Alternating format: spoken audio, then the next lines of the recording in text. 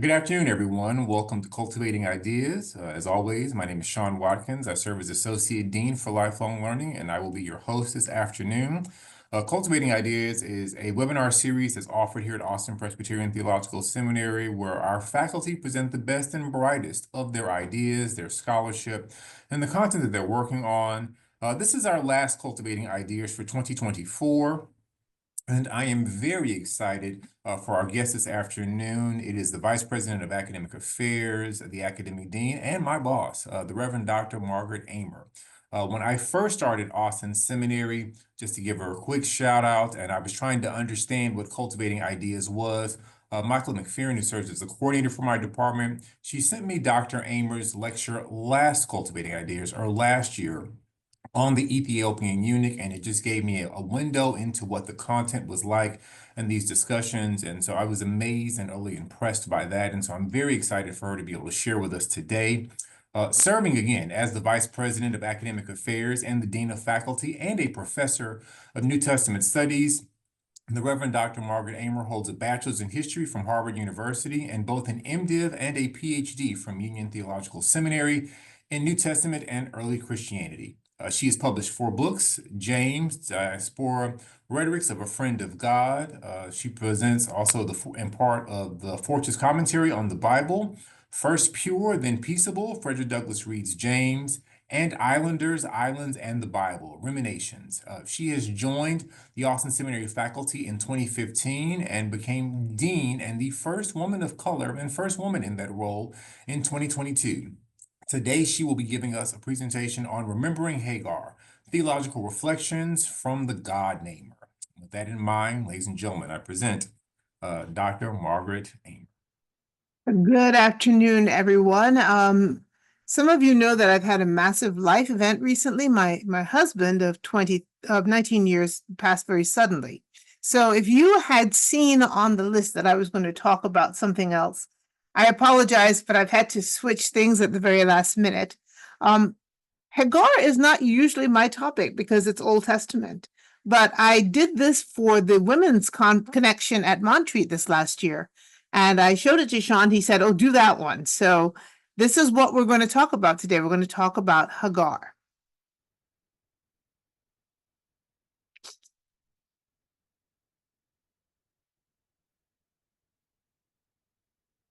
All right. So we're going to study the story of Hagar together. And Hagar is only named a few times in the book of Genesis. But her story is preserved, I think, because she teaches us something about who God can be to those of us going through adversity. We're going to take in this story as it is preserved for us in our scriptures. There are many other ways to read it, including through the lens of Islam, and there are feminist writers who have claimed this is an amalgamation of various stories. While that may be true, as English readers of the Christian scriptures, we have received this story, a blend perhaps, but nevertheless a coherent narrative. So let us consider Hagar as she is told in the Bible and what she might have to teach us. Hagar's story is interwoven with the story of Abram and Sarai, later Abraham and Sarah. So to put her story in context, we need to start with theirs. Now, in Genesis 11, Abram is identified as the son of Terah and the descendant of Noah's son Shem. This should not be understood as a historical account, but rather as an establishment of Abram's lineage. According to Lawrence Boalt, the names of Abram's relatives are actually names of towns near Haran in Mesopotamia. So in Genesis 12, Abram and Sarai and Lot leave Haran for Canaan, and they end up around Hebron. We don't know how much later, but they find themselves having to become economic refugees of a famine, moving to Egypt for sustenance. This is the first time Abram tells Sarai to pretend to be his sister instead of his wife. Sarai is taken into Pharaoh's household, and because of this, Abram's wealth increases as he purchases animals and people, enslaved women and men. Hagar is likely one of these enslaved people. After returning to Canaan, Abraham and Lot split up, Lot heading for the Jordan Valley, Abram for Hebron. Genesis 14 gives us a short interlude in which Abram is shown to be a warrior. It's also where the mysterious Melchizedek shows up. And in Genesis 15, we read of God making a covenant with Abraham regarding the land, a story which still affects our 21st century geopolitics. For our purposes today, all of this is prelude to the story of Hagar. According to Genesis 16:3, the story so far takes about a decade. If Hagar was purchased when Abram and Sarai were refugees in Egypt, she has been enslaved to Abram and Sarai for about 10 years. So before we follow the biblical narrator, let's rehearse what we know about Hagar so far. First of all, we don't know her real name. Hagar in Hebrew means the stranger or the foreigner. It is not even a feminine name. She is unnamed by narrators who perhaps do not want her to have the value that Sarai has. Whatever she had been named in Egypt has been lost. There is one possibility from Islam. There she is called Hajar, which, as Dr. Wilda Gaffney explains, means splendid and nourishing. Was that her true name? Is she being called the foreign one for a reason? As we will see in chapter 16, she is a young woman, still of childbearing age. According to W.J. McLennan and W.I. Sellers of the Royal College of Physicians of Edinburgh, biblical ages notwithstanding, the average life expectancy of a wealthy person like Abram within the Bronze Age was about 48 years, about twice what an average person could expect. So Hagar, if she's one of the enslaved persons brought up from Egypt in Genesis 13, is probably quite young. She is called a paidiske, or enslaved girl in Hebrew, not an enslaved woman, doule. In Greek, rather, in Hebrew, she's called a shipha, a virgin, a dependent maid who serves the mistress of the house. So let's establish that Hagar is a minor, a sexually inactive minor at the time of this story. Let's imagine then that in Genesis 16, she's a young woman of childbearing age, anywhere from, say, 14 to 24 years old. 24 would be quite old for a normal person. If she's 14, chances are likely that she has had no memory of her life before being enslaved. She does not remember her parents, probably does not remember her native language, and does not remember anything about her family of origin. She may remember a little bit more if she's older, say about 20, but a decade later, that memory would be quite fuzzy.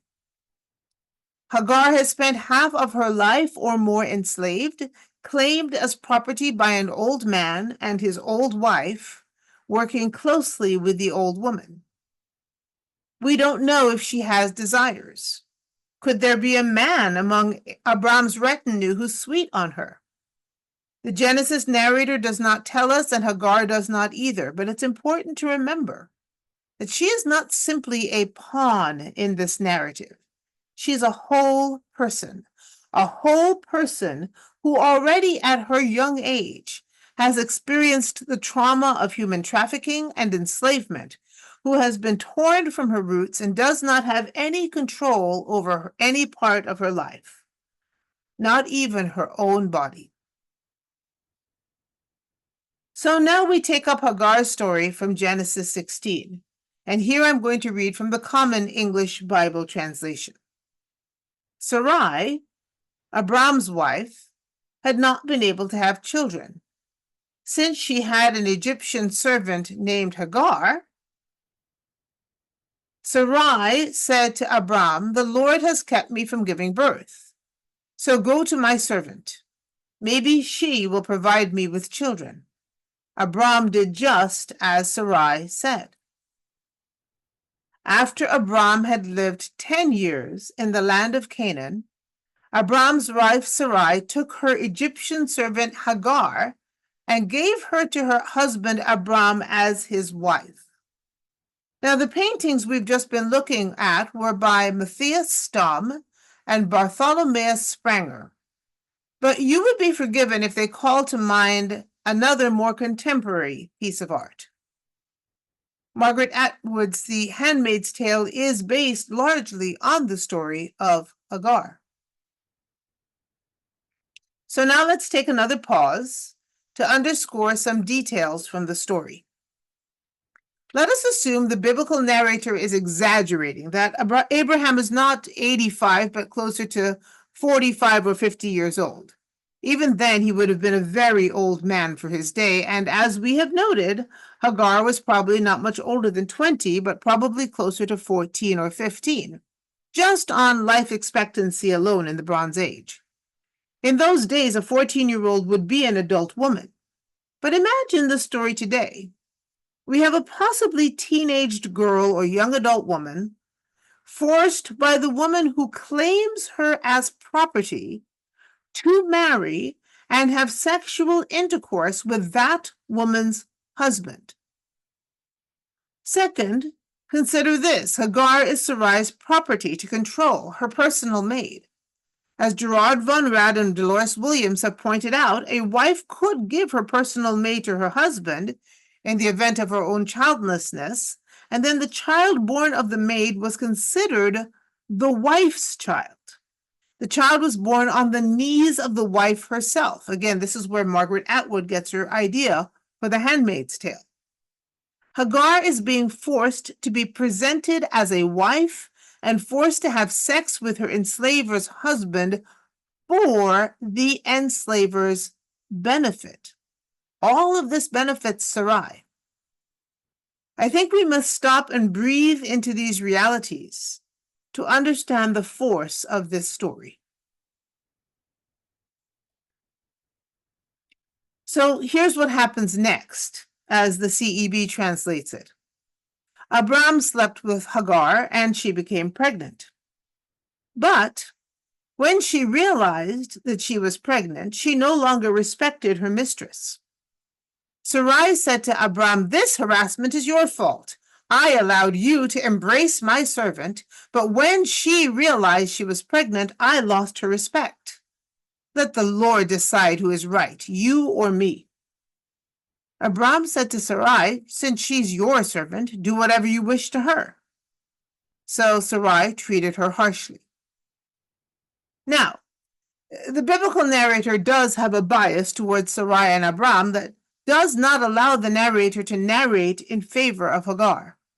But as a woman, I invite us to put ourselves in Hagar's shoes.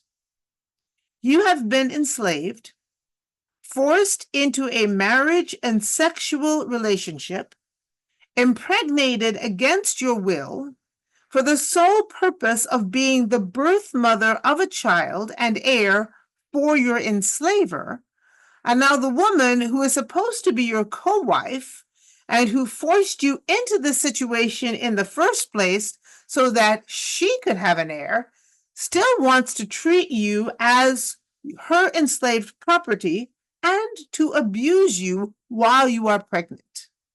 Would you respect her? Keep in mind, as Dr. Will Gaffney notes, that the Hebrew word for Sarai's harsh treatment is the very same verb that will describe the Egyptians' treatment of the Israelites in Exodus. Sarai treats Hagar the same way the Pharaoh treats Moses' people before God leads them out of bondage. Moreover, note that Abram allows Sarai to treat Hagar however she wishes. He doesn't intervene because in the end, he doesn't really see Hagar as his wife. He sees Hagar as Sarai's property, as a solution to Sarai's childlessness, but not as a person in her own right. To be clear, both Sarai and Hagar are victims here of a patriarchal system that only values women for their ability to bear sons. But Sarai's response takes only herself into consideration. She seeks her own security, not the fullness of life for everyone in this terrible triangle. Now, considering Hagar's situation, if you were Hagar, what would you do? This is the choice Hagar makes. She makes the choice that many enslaved people do. She chose to run away from the mistreatment. Here, in Genesis 16, she meets up with a messenger or angel of the Lord, and this depiction is by James Tissot. An unusual dialogue takes place in these verses, and it is unusual, first, because we rarely hear the voices of women in the Bible, let alone having full discourses with God's messengers.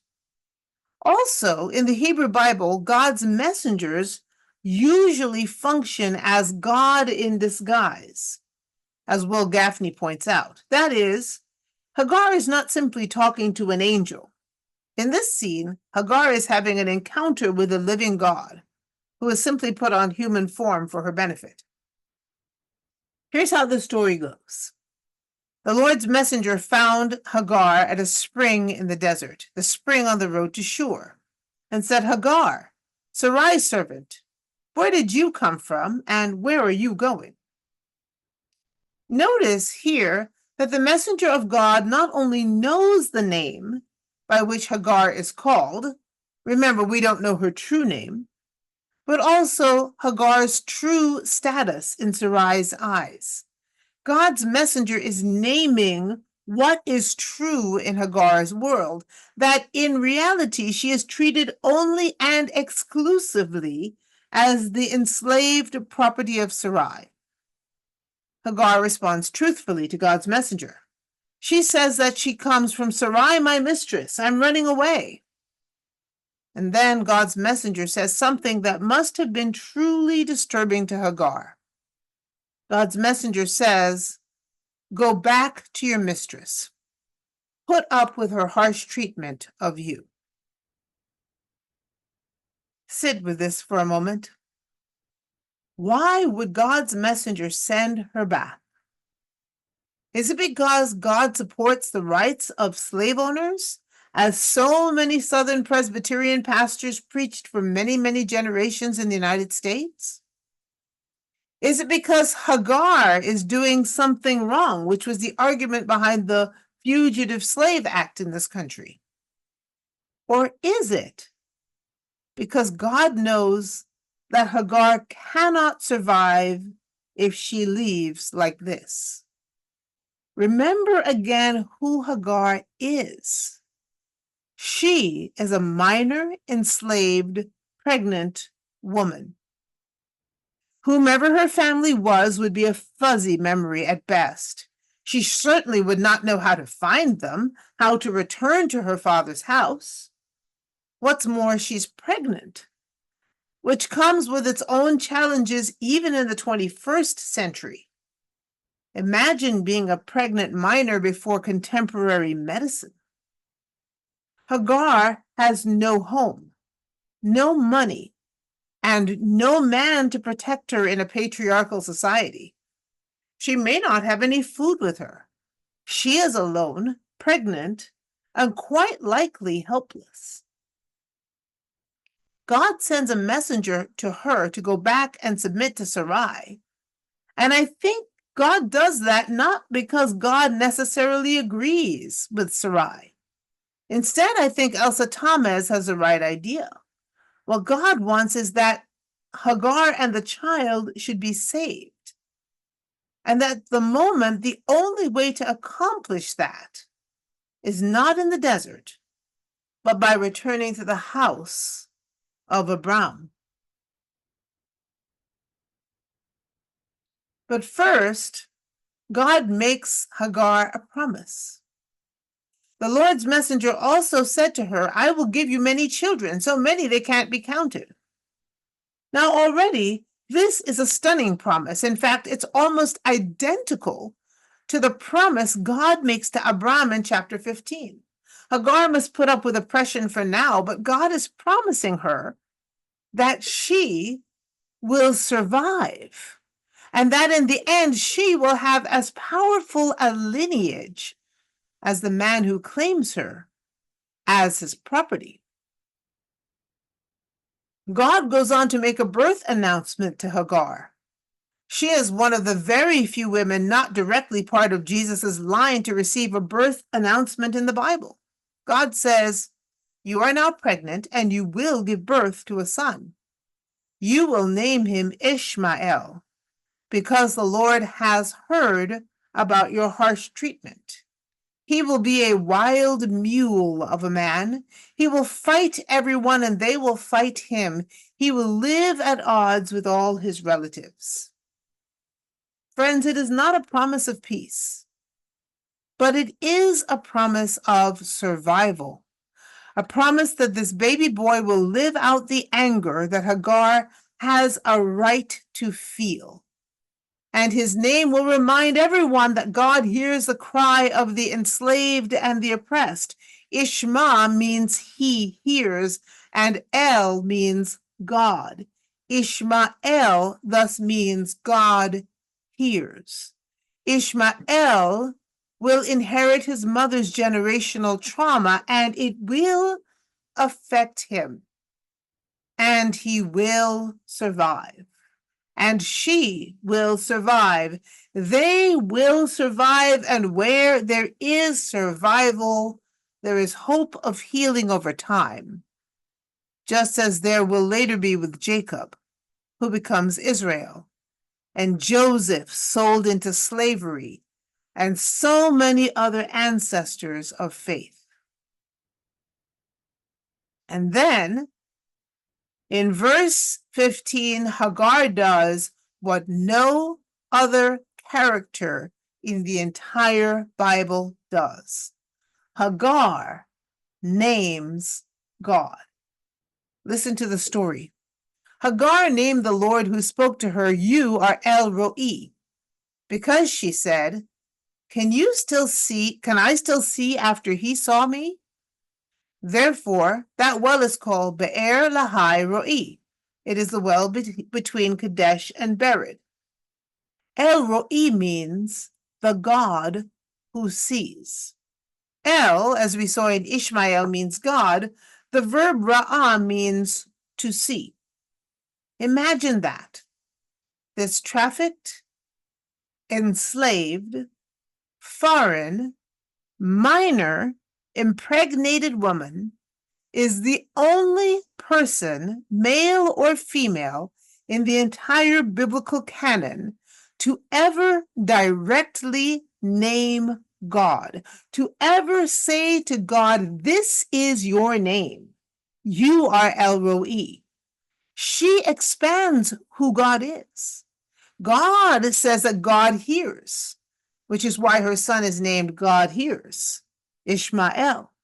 But Hagar says, God not only hears, God sees. God sees the present, and for her, God sees what she cannot see. God sees the future, her son's future. God may not be immediately rescuing her from the traumas she is facing, but God sees her. God perceives her lot. God foresees her future. God sees. Chapter 16 ends with Hagar giving birth to a son, not for Sarai, but for Abram. Listen. Hagar gave birth to a son for Abram, and Abram named him Ishmael. Abram was 86 years old when Hagar gave birth to Ishmael for Abram. Interestingly, we hear nothing about Sarai in the ending of the story. We do not know if she continued to be harsh to Hagar, or if she realized that because of her harshness, she almost lost Abram, his son. We don't know what Hagar was feeling. We know that she survives the birth of her first child to a man much, much older than she is. And then Hagar disappears from the story for several chapters. We next hear about Hagar in chapter 21. Here's what happens in the intervening chapters. Chapter 17 opens 14 years later. So at this point, Hagar is a grown woman of about 30 or 40 years old, and her son is a teenager. In chapter 17, God creates a covenant with Abram, changing his name to Abraham and his wife's name to Sarah, and promises that Sarah will give birth to one son. This is also the beginning of circumcision, and Abraham circumcises himself and Ishmael. Chapter 18 is a birth announcement to Sarah and the deliberation between Abraham and God about Sodom, where Lot is living. In chapter 19, Sodom is destroyed, Lot's wife turns to salt, and Lot's daughters become pregnant by making their father inebriated. This is the narrator's way of creating libelous creation stories for the Moabite and Ammonite. In chapter 20, we have a repeat of the story from Egypt, except here Sarah and Abraham are immigrants to Gerar near Beersheba in the southern part of the Levant. Again, Abraham passes off his now 99-year-old, soon-to-be pregnant wife as his sister, and Abimelech tries to take her as his wife. This is not the most logical story in the world, but let's go on. God makes all of Abimelech's women infertile, and when Abimelech finds out that Abraham has deceived him, he gives him animals and enslaved persons as evidence that he was innocent of any wrongdoing with Abraham's wife. All of this culminates in chapter 21 with the birth of Isaac. Some scholars suppose that Isaac might really have been Abimelech's son. But for the sake of this study, let's assume he truly is Abraham's son. After all, this story is complicated enough. The next part of the story takes place after Isaac is weaned, that is, after Isaac stops drinking breast milk from his mother. So we're talking another 2 to 4 years later. Unlike many artists' depictions, including this one, Ishmael would have been between 16 and 18 years old at this point. So here's how the story goes. The boy, that is, baby Isaac, grew and stopped nursing. On the day he stopped nursing, Abraham prepared a huge banquet. Sarah saw Hagar's son laughing, the one Hagar the Egyptian had borne to Abraham. So she said to Abraham, "Send this servant away with her son. This servant's son won't share the inheritance with my son Isaac." This upset Abraham terribly because the boy was his son. God said to Abraham, "Don't be upset about the boy and your servant. Do everything Sarah tells you to do, because your descendants will be traced through Isaac. But I will make of your servant's son a great nation too, because he is also your descendant." Abraham got up early in the morning, took some bread and a flask of water, and gave it to Hagar. He put the boy in her shoulder sling and sent her away. So, Sarah is clearly worried. She is worried about being replaced, worried that there isn't enough inheritance for everyone, that there isn't enough blessing for everyone. Ishmael is Abraham's firstborn son. What happens if he replaces Isaac as heir? So she chooses to throw out the threat to what she imagines as her security, an imagination informed by the patriarchal system of her day. And yes, she is cruel for doing so. And she is acting for what she believes is the preservation of her son. Now imagine what it's like to be Ishmael. You've grown up all your life in your father's house. Your mother has put up with mistreatment from the woman who owns her, and when you question her, she responds, El Roi, God sees. You are your father's only biological child. You were born to be your mother's owner's heir. Then, miracle of miracles, Sarah conceives, and you are a big brother. You love your little brother and take care of him. But when his mother sees you playing with him, she makes your father kick you out. You are not a child, you're almost a man. How do you feel if you are Ishmael? And imagine being Hagar. You are no longer a child. You have not been given the right to marry. You went back to your place of oppression because you truly believe that God sees you. Now you and your son, the child you were forced to have, the child that was born to be heir, You have been expelled from the only home you have ever really remembered, sent into the desert with nothing but bread and water. You remember how hard it was when you ran away the first time. Now you have a man-child to consider. What are you going to do? And imagine being Abraham. Hagar is Sarah's property to treat as she wishes, but Ishmael is your son, your first son, the son you have raised up for the last 18 years. Now you are tearing out a part of your heart and sending it away on the hope that God will be faithful to him and will preserve him as God has promised to do. Will they be all right? Will you ever see your firstborn son again? And so the Bible tells us Hagar left and wandered through the desert near Beersheba.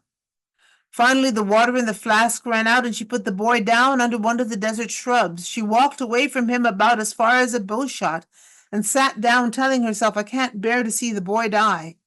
She sat at a distance, cried out in grief, and wept. This is Hagar at her lowest point. She has survived enslavement, trafficking, forced marriage and impregnation, abuse, childbirth, and motherhood to a child she is uncertain will be her own. But now, to have everything stripped of her, including that child. You can hear her cry through the pages of Scripture. As Phyllis Tribble points out, she, not Adam and Eve or Cain, not Noah or his family, she, Hagar, is the mother of those who weep for the children they cannot save, who cry out for help because they are at the end of their rope. In these verses, we hear the last of Hagar's story as recorded by the Bible. God heard the boy's cries, and God's messenger called to Hagar from heaven and said to her, Hagar, what's wrong? Don't be afraid. God has heard the boy's cries over there. Get up, pick up the boy, and take him by the hand, because I will make of him a great nation. Then God opened her eyes, and she saw a well. She went over, filled the water flask, and gave the boy a drink. The narrator picks up two plays on words here. God has heard. Shema Elohim mimics Hagar's son's name, Ishmael. God has heard the boy, whose name is God hears. The second play on words that is that Hagar, who named God El Roi, God sees, Hagar is given the gift of sight or perception. She sees a well of water, a place of survival and sustenance in the desert. And with that, she and her nearly grown man-child are saved to live another day. Now, there are three postscripts to this story. The first is the impact of Paul's myopia on the church's reading of the Hagar story. Many Christians do not know Hagar's story well, in part because of Paul of Tarsus. He uses this story of the exile of Hagar as a theological allegory in the book of Galatians. In this allegory, the slave woman is unnamed, and she is to be cast out. Her child will never inherit with the child of the free. And then Paul invites the church to identify with the free woman, the woman who cast out the enslaved woman and her child. The enslaved woman Paul imagines as the earthly faithful whose children are destined to be enslaved. The free woman as the heavenly Jerusalem untouched by Roman imperialism. Paul wants his Gentile audience to give their allegiance to the free woman, but in so doing, he devalues the enslaved woman and makes it less likely for Christians to know their ancestor Hagar as God-namer, original weeper, and faithful survivor. The second postscript takes place in Genesis chapter 22, just one chapter after we last hear Hagar's name. This is the story of God's command to sacrifice Isaac, depicted here by Jean Charlot. As Abraham climbs the mountain with his son asks where the ram is for the sacrifice. Traditional English translations have here, the Lord will provide. But what Abraham says is Elohim Yireh, the Lord will see, as in the Lord will see to it. After Isaac is spared, Abraham calls that place Adonai Yireh. Well, why is that important? Without going into the weeds too much, let's look at a couple of Hebrew words. In Genesis 21, Abraham says, God Yireh. God sees, or God will see. 5 chapters earlier, when she escapes Sarai's oppression, Hagar names God, God Ro'i, God who sees. And if you notice similarities between these two words, it is because they are forms of the very same Hebrew verb ra'ah, to see. And this makes me wonder, did Hagar, the foreigner, the trafficked, enslaved, oppressed God-namer, did Hagar teach this name of God to Abram after she returned to Sarai, after God sent her back into a horrible reality so that she might survive? Does Abraham use the same phrase because of the horror he is experiencing, having banished his firstborn son and now being forced by God to murder his second? In other words, does Hagar teach Abraham about who God is? A God who sees us in our time of trouble, who gives us the strength we need to survive. Is Hagar not only the first weeper and the first God-namer, but also the first theological teacher? Now, the Bible does not tell us anything about Hagar's life after she finds the well, neither how she lives nor how she dies. However, there are intriguing hints. We know from Genesis 25 that Hagar had grandchildren because Ishmael's children are listed from Genesis 25:12 through 16. Another curiosity is that the Bible mentions a group of people called Hagrites. These may well be descendants of Hagar from another man, a man of her own desire. Pulling these together and engaging what she calls her sanctified imagination, the Reverend Dr. Will Gaffney suggests this epitaph for Hagar: God-namer, mother of weepers, survivor. Let us attend. And Hagar lived 177 years.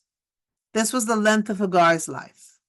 Hagar breathed her last and died in a good old age, an old woman and full of years, and was gathered to her people.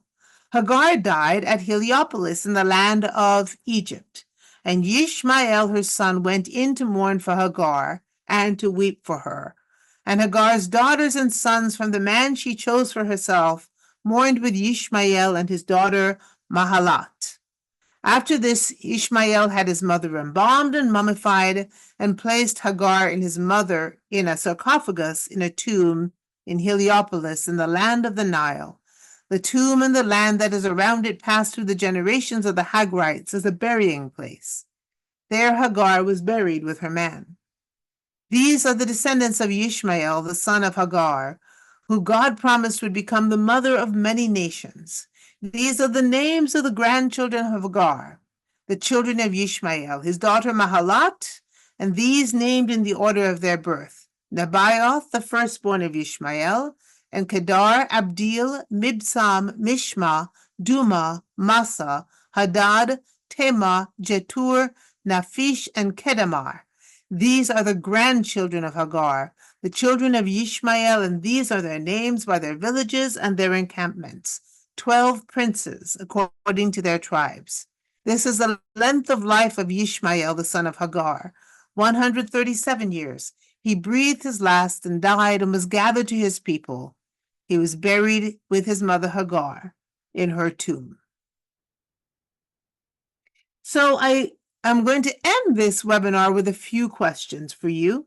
And I invite you to ask any questions you have of me, but also to ponder these. When has God been El Roi in your life? When have you known or attested that God was paying attention to something you were going through, even if God did not remove you from it? When has God helped you to survive a difficult life situation? What is God, the seeing one, calling you to perceive? To what oasis is God drawing your attention that you might live another day?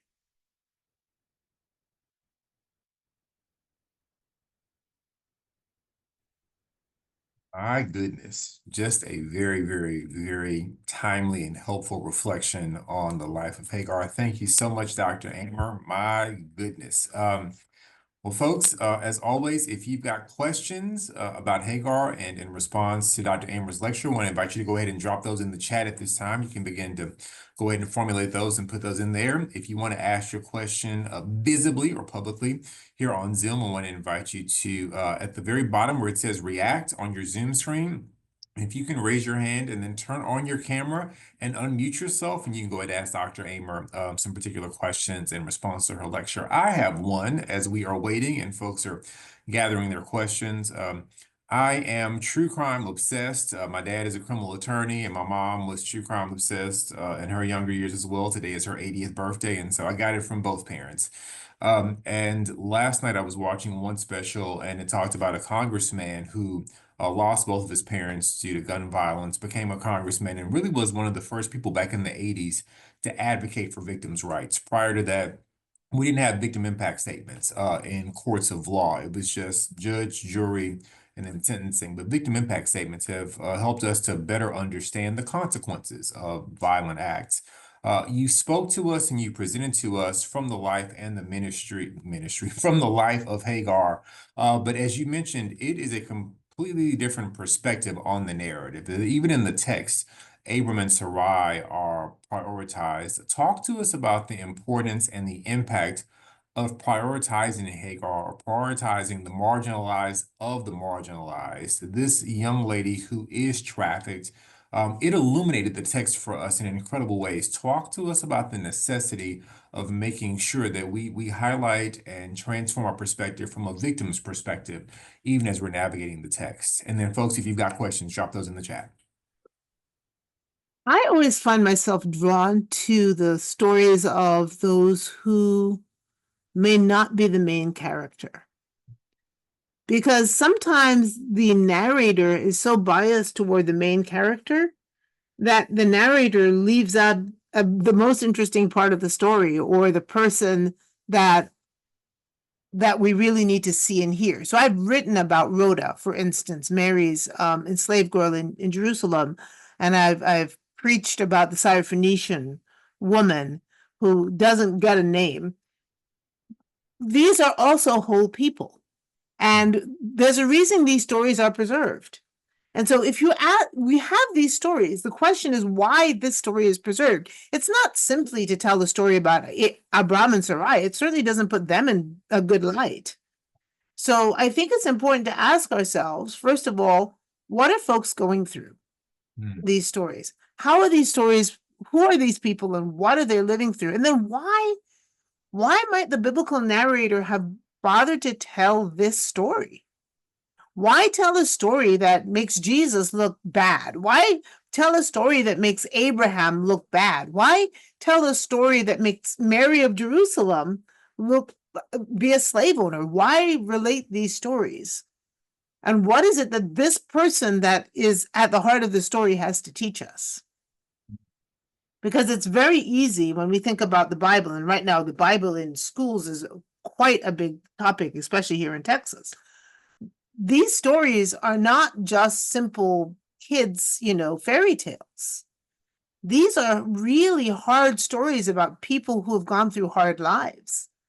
And I think the biblical authors preserve these stories because it isn't all bed and roses. And sometimes the God that we need to remember is the God who helps us survive, not just the God who is the God who like waves the magic wand and answers our prayers. God is not a fairy godmother from Grimm's fairy tales, you know.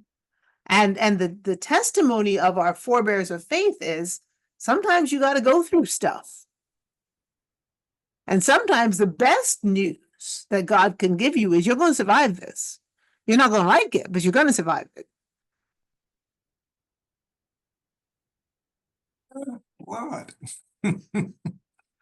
Oh, don't be Baptist, Sean. My God, I want to do laps around my office right now. Other folks, if you have questions for Dr. Aymer, that's very helpful. Thank you immensely. Thank you immensely. Other folks, if you got questions, Alan, go for it, sir. Yeah, as I was listening, I just everything resonated with me, and I went to Psalm 34 and this idea of the God who sees. Mm-hmm. Ah, I mean, and I would have never thought of pairing this story with a psalm, but it just opened my eyes. Talk about seeing, and I just as you said, God, we suffer, but God is there, and you. That's a very hopeful message, even in this difficult story. So I But really appreciated hearing that and just making this connection this afternoon. thanks, Alan. Thank you very much. Other folks, yes, please. Other folks, questions or comments in response to Dr. Aymer's message on Hagar. Check the chat as well, too. You got some affirmations in the chat. Anna Marie, thanks so much for the clarification. Karen J, when is God not seen? Thank you for this beautiful meditation. So Karen's affirming as well, too. Other folks, any questions or comments in response to Dr. Aymer? It was a very helpful and timely word. So I'm sure folks are just kind of chewing and sitting with it. So I know I have been since you gave me the preview a couple of days ago. So Well, and I think there is, especially right now, there are a lot of people going through it's a season of fear for many groups right now, right? If you're queer or trans, if you're an immigrant, especially if you are here undocumented, if you're a DACA recipient, a lot of progressives are in a season where it just feels like God is saying, go back to Sarai and submit to them. And sometimes the biblical narrative does not depict a God who sweeps in and takes the Israelites out. It took 400 years to get the Israelites out of Egypt. But the reality is they were able to get out of Egypt because God allowed them to survive. And we have to tell the community stories of survival. We can't just tell the community stories of success, because we don't get to success if we don't survive.